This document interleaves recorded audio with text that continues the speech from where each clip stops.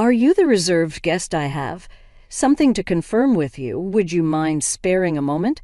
As I was about to enter the restaurant, a woman in chef's attire with a tense expression approached me.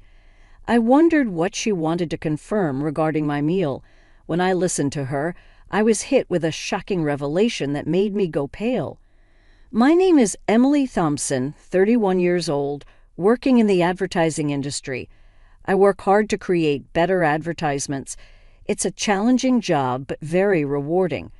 My husband, whom I met through work, is named John, a year older than me, and we've been married for a year. Being a dual-income household, we share our household chores and help each other out, managing our life quite efficiently. Initially, our interactions were only related to work, but as time went by, we started having more personal conversations and grew closer. I realized that we had similar interests and values, and I started developing feelings for him. When our collaborative project was coming to an end, fearing that we might not see each other often afterward, I mustered the courage and confessed my feelings to him. I had always been focused on my work, and while I've dated before, this was the first time I ever confessed my feelings to someone. I was very nervous, but he accepted my feelings, and so we started dating. After a year, he proposed and we got married. Before marriage, John told me he had been previously married and was divorced. They were married for about a year, had no children, and mutually decided to part ways due to differing values. It seemed like John regretted not being able to make his previous marriage work. He seemed a bit reserved when it came to love, probably because of his past experience. But I understood. As long as there were no lingering issues, I didn't mind his past. It wasn't about wanting happiness for marriage, but wanting to live my life alongside John. So I accepted the fact that John was divorced and went ahead with the wedding. Our married life was filled with happiness, but slowly, the real implications of John being divorced began to unravel. After our wedding, we moved to an apartment close to both our workplaces. John's parents live nearby and we get along well. Our married life has been smoother than I anticipated. I initially had concerns about living so close to my in-laws, fearing potential conflicts, but they were always kind to me. Given our work schedules, John and I hardly have time during the weekdays, but we make the most of our weekends. Living with my husband, due to both of us working, we don't get much leisure time together on weekdays, except for brief conversations at dinner. Therefore, we spend a lot of time together on weekends. We both enjoy eating and often cook dishes we want to try at home. Ideally, dining out would be great, but I have an allergy to fruits from the Rosaceae family, so I can't casually eat out. Even when I think a dish doesn't contain these fruits, they might be used as a hidden ingredient, making it tedious to constantly check with restaurants. Even a slight touch causes my skin to turn red and swell. I feel bad asking about ingredients at restaurants and have developed an aversion to dining out due to this. I developed this allergy as an adult, and initially I was taken aback since I hadn't expected it. I recall a time when I ate a lot of strawberries. My mouth swelled up, making it difficult to breathe. I used to eat fruits frequently, and after getting tested at the hospital, I was devastated to find out about my Rosaceae fruit allergy. Discovering that I could no longer eat favorites like strawberries, apples, pears, and peaches saddened me. I've had reactions after eating food I thought was safe, only to find out they contained allergens, which further discouraged me from dining out. This made me apprehensive about buying ready-made meals or snacks, adding a bit of stress to my life. Perhaps due to the initial severe allergic reaction and the sadness of not being able to eat my favorite fruits, I became overly cautious about checking ingredients during meals with my husband. While we were dating, my constant checks made me feel apologetic. However, I can't feel at ease without thorough confirmation, and without it, I can't fully enjoy meals. Still, we love eating, so my husband and I would select ingredients and enjoy cooking together. This routine helped reduce my excessive worries. Fortunately, both my husband and his parents understand my allergies, which has eased the mental burden I felt after getting married. Especially my mother-in-law, who has a deep understanding of allergies since her father had a severe wheat allergy. Wheat is commonly used in many products, and even a little bit affected him, and allergies can be lethal, so we were very careful. She explained she researched my allergy and always ensures that meals are safe for me when we dine at her place or go out. She takes extra precautions, allowing me to enjoy meals without worries. You shouldn't have to be scared during meals. I'll make sure everything is safe for you, she told me, which almost moved me to tears. I have a great relationship with my in-laws, especially my mother-in-law, who treats me like her own daughter. We often go out together. My husband and his parents are wonderful people, and the concerns I initially had about my allergies have vanished. One day, a project I proposed at work was successful, earning me a promotion, which I excitedly shared with my family. They were all thrilled, especially my mother-in-law. While spending time with her, she invited me to celebrate at an upscale restaurant. That's a very fancy place, isn't it? I can't let you do that, I hesitated. The restaurant was in a luxurious hotel nearby, which I had always dreamt of visiting since my student days. However, it's truly upscale, and I felt it was too extravagant even for a celebration. You don't have to hold back. This is such a joyous occasion.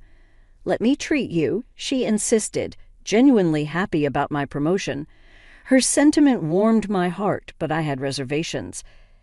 I remembered visiting the restaurant's website before my allergy developed and dreaming of tasting their fruit-filled tart someday. The restaurant often uses fruits from the rosacea family. While I appreciate my mother-in-law's kindness, besides the issue of the restaurant being upscale, I'm hesitant because they frequently use fruits from the rosacea family, which I'm allergic to. Whenever I dined out with my mother-in-law in the past, we informed the restaurant of my allergy beforehand. But each time I felt guilty asking them to accommodate my dietary restrictions, so we often chose restaurants that seldom use my allergenic foods. I worry that even if we inform this restaurant about my allergy, it might inconvenience them due to their frequent use of fruits. Of course, dishes without these fruits are safe for me, and I'm tempted to try them. However, considering the kitchen likely processes these fruits as well, the risk scares me. In the end, I decided to decline the offer because of my concerns about an allergic reaction. Still, my mother-in-law was keen on the idea. I'll inform them about the allergy when I make the reservation. Don't worry, I also have a connection there, so they'll take good care of us, she reassured me. I was surprised to hear she had a connection to the restaurant, since neither she nor my husband had ever mentioned it. But I assumed it wasn't something she boasted about. Given my mother-in-law's enthusiasm and my genuine interest in the restaurant's cuisine, we decided to have lunch there together. Considering that it's a suggestion from my mother-in-law, who has always been considerate of my allergies, I felt relieved, thinking there was nothing for me to worry about. When I told my husband about this, he was surprised to hear that his mother had connections at the restaurant. My husband also mentioned that the restaurant sometimes serves fruit, and he appreciated their consideration for allergies. When I told my husband that my mother-in-law had informed the restaurant about my allergies during the reservation and they would take precautions, he seemed relieved. It's a celebration of your promotion, right? Make sure to enjoy yourself, he said with a laugh. Initially, I declined because of my allergies, but I had always admired the restaurant, so I was excited about dining there on the day I had been eagerly waiting for since it was a weekday. I took a half-day off.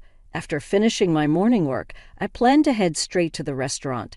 Being a high-end place, I chose a more formal outfit than usual and paid extra attention to my appearance. When going to work, colleagues noticed my attire and asked about my plans. When I told them about the meal, they wished me a good time before I left the office. Excitedly, I headed to the hotel. As I entered the entrance, my mother-in-law was already there. The two of us headed to the restaurant on the first floor, and since we had a reservation, we were immediately escorted to our table. Our reservation was for 1:00 p.m., but due to the busy lunchtime, we were informed that the serving might be a bit delayed. It was a popular high-end restaurant, so it was crowded. I understood and decided to order just drinks for the time being and wait patiently.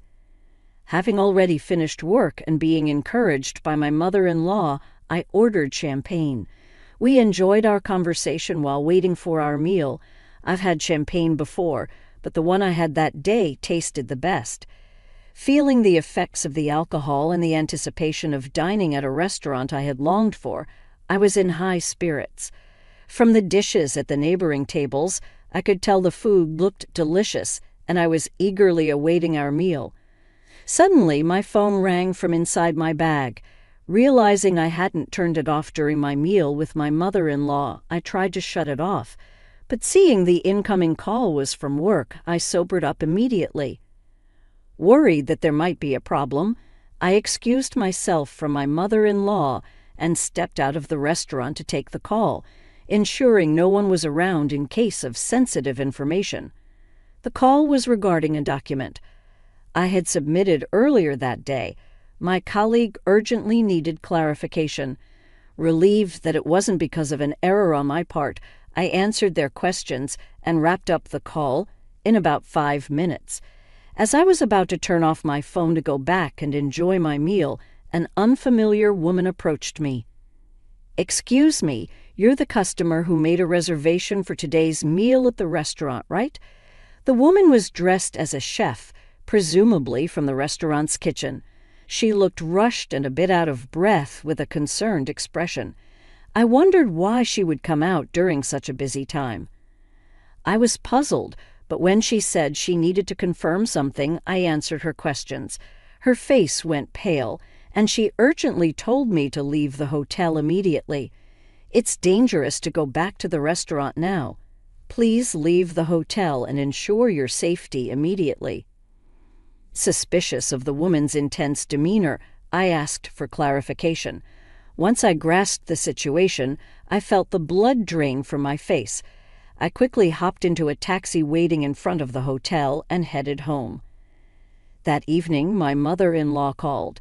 When I picked up, she was furious about me leaving her at the hotel and returning home without saying anything, causing embarrassment. "You had everything set up to celebrate, and you just leave without a word? Don't you know basic manners? What kind of upbringing did you have?" She was angry in a way I had never seen from my mother-in-law before, and she started to berate me. I had always thought of my mother-in-law as a kind and gentle person, but there was no trace of that now. I believed that the kind mother-in-law I had known would be upset if I left without saying anything, but would also be concerned about whether something had happened to me. However, she was furiously yelling with such intensity that I began to believe the rumors about her were true.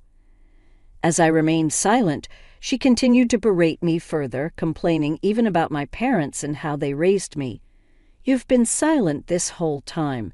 Don't you realize you've done something wrong? You're not fit to be my son's wife." After a long tirade, she finally seemed to calm down a bit. I then quietly posed a question to her. "You told me that you informed the restaurant about my allergies when you made the reservation today and I could relax, right? But the restaurant wasn't aware of my allergies, so what happened?" In fact, the meal today had ingredients that I was allergic to, not only in the dessert but also in the main courses. The allergenic ingredients were used in marinades and sauces, which weren't apparent from just looking. The woman who approached me earlier had taken the reservation call from my mother-in-law, and she said that no mention of my allergies had been made then.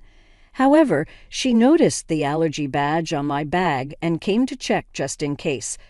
Being the chef responsible for our meal that day, she immediately noticed the inclusion of the allergenic ingredients. If she hadn't informed me, I would have unknowingly consumed the food with allergens, which would have resulted in a severe allergic reaction. Initially, I doubted that my mother-in-law would purposely make me consume allergens, but considering the woman took time out of her busy schedule to inform me, I quickly believed her. Furthermore, this woman knew about my mother-in-law's true nature. Thus, she deduced my situation and advised me to leave immediately and ensure I went somewhere my mother-in-law would follow. The reason she knew my mother-in-law was that she was my husband's ex-wife. She now works under her maiden name, Kate Young. Seeing me with my mother-in-law, she realized I was the new wife and decided to help me out. She assumed I was the new wife because she believed that my mother-in-law wouldn't have female friends, especially someone of a similar age. After getting married to my husband, the ex-wife lived with his parents and was subjected to significant mistreatment by my mother-in-law. Before they married, she, like me, thought the mother-in-law was gentle and kind, which left her quite baffled. Once they started living together, when my husband or father-in-law wasn't around, the ex-wife faced continuous criticism for her housework and was always subjected to snide remarks. Being a full-time housewife, she had no escape. Despite her culinary skills honed from attending a professional cooking school, the mother-in-law still found faults with her dishes, even discarding them at times. She considered discussing this with her husband, but the mother-in-law was adept at concealing her true nature, especially around him, feeling her complaints would fall on deaf ears. The ex-wife aimed to gather evidence, but as she had recently become a full-time housewife, she lacked funds and was almost constantly under the watchful eye of the mother-in-law. Unable to gather proof and without anyone to confide in, she felt trapped in this life, so she fled in the form of a divorce. Despite never having worked before, she utilized her culinary license to seek employment and was lucky to land a job at the restaurant. She worked diligently, and over time, the memories of her mistreatment faded, and she began to enjoy her work. After a few years, as she matured into a full-fledged chef, for some reason, my mother-in-law discovered she worked there and started frequenting the restaurant. Upon realizing her ex-daughter-in-law was there, she discreetly threatened her for discounts. While she declined absurd demands, past traumas influenced her to yield to some. The connection my mother-in-law spoke of referred to the ex-wife. When I questioned why she hadn't communicated my allergies to the restaurant, my mother-in-law feigned ignorance. "I knew about your allergies, so I must have told them. Maybe it's the staff's oversight," she countered defensively, placing the blame on the restaurant staff.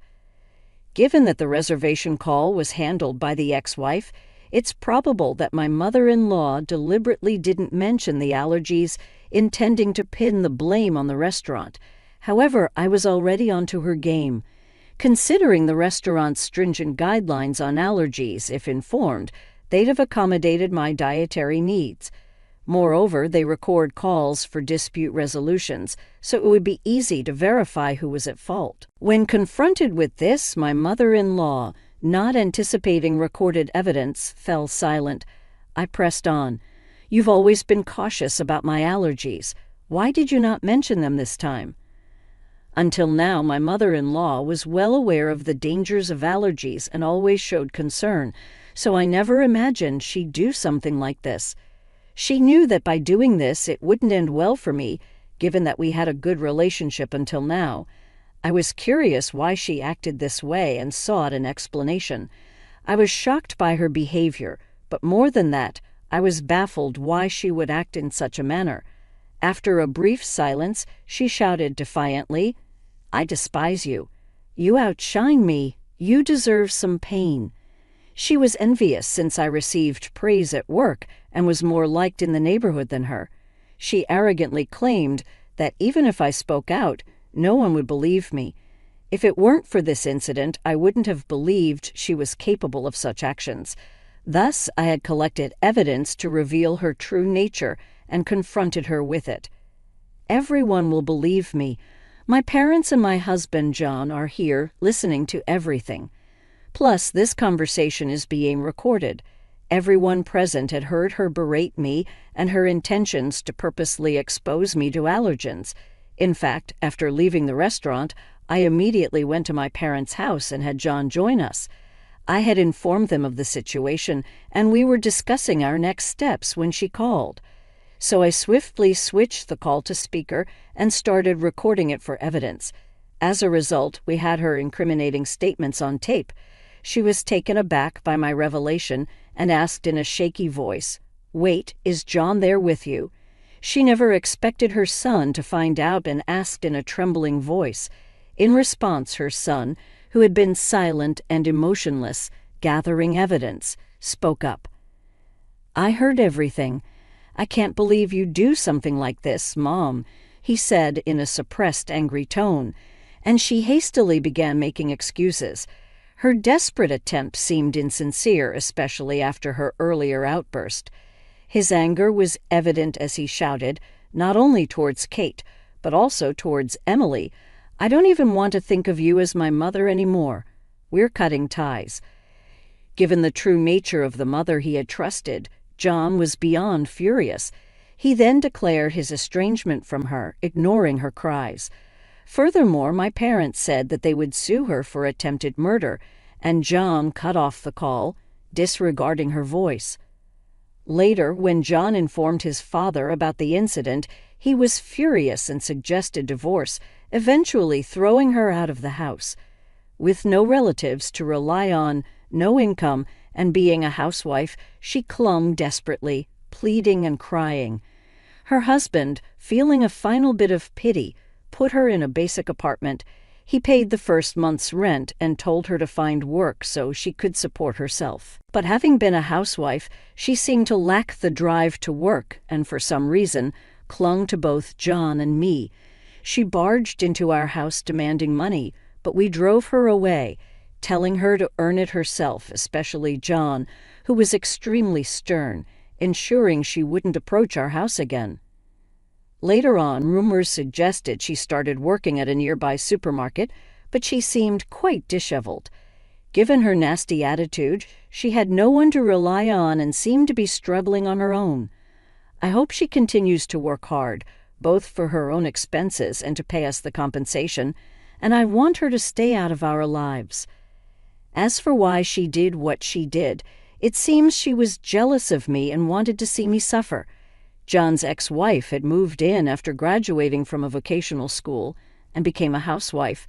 She was submissive, obeyed her mother-in-law, and had a quiet nature due to her unpleasant character, which made her disliked by women and her enjoyment in bullying those weaker than herself. She used to take out her stress on John's ex-wife. However, I am independent, working and getting promotions. I had a higher social status than her, and was well regarded in our neighborhood. Initially, she liked me, thinking I was a competent daughter-in-law, but she gradually grew jealous. Being unable to bully me, she wished I'd be in a position where I'd become incompetent, wanting to look down on me. After the explosive call, when John and his father confronted her, she confessed everything, leading to their declaration of cutting ties with her. Later, John apologized to his ex-wife for not noticing the bullying. At that time, he was new at his job and deeply trusted his mother, which blinded him to her behavior. Still, he felt he should have noticed and was regretful. His ex-wife assured him she was over it. She's dating someone now, and their conversation ended on a peaceful note. John felt relieved, knowing she was genuinely happy thanks to her help. Becoming friends with John's ex-wife has been a positive experience. We share similar career goals and get along well, despite her past relationship with John. There's nothing concerning regarding their relationship, and I'm glad to have a friend close in age. After settling matters with my mother-in-law, John and his father threw me a promotion party. Their celebration filled me with happiness and determination to continue working hard without worrying about any interference from my mother-in-law.